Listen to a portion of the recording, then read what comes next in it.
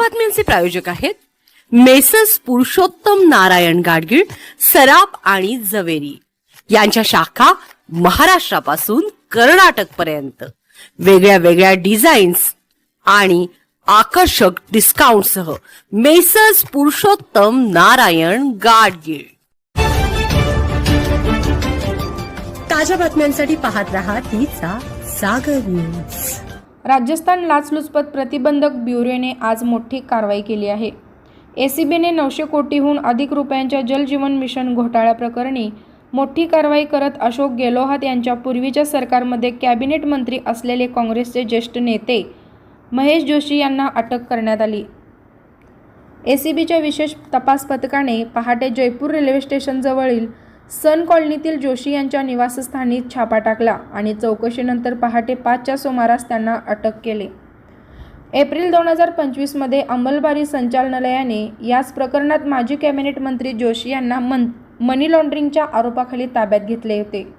जोशी यांना 7 महिने तुरुंगात काढले, परंतु 3 डिसेंबर 2025 रोजी सर्वोच्च न्यायालयाने त्यांना जामीन मंजूर केला।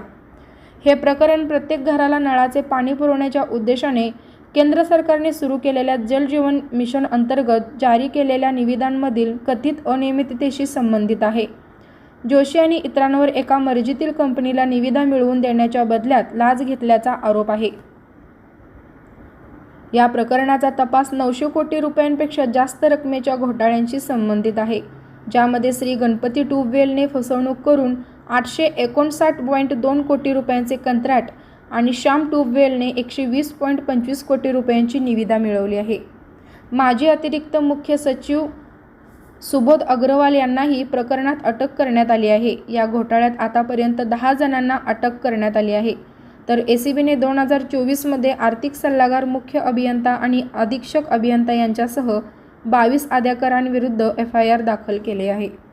आरोपीच्या यादीत JJMचे आर्थिक सल्लागार सुनील शर्मा, तत्कालीन मुख्य अभियंता रामकरण मीना, दिनेश गोयल, अतिरिक्त मुख्य अभियंता अरुण श्रीवास्तव, रमेश चंद मीना, परितोष गुप्ता, अधीक्षक अभियंता निरेल कुमार, विकास गुप्ता, महेंद्र प्रकाश सोनी, भगवान सहायू जाजू, जितेंद्र शर्मा आणि कार्यकारी अभियंता विशाल सक्सेना यांच्यासह इतरांचा समावेश आहे।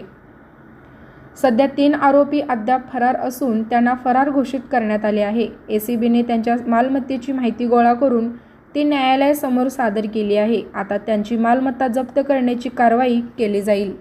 ब्युरो रिपोर्ट तिचा जागर।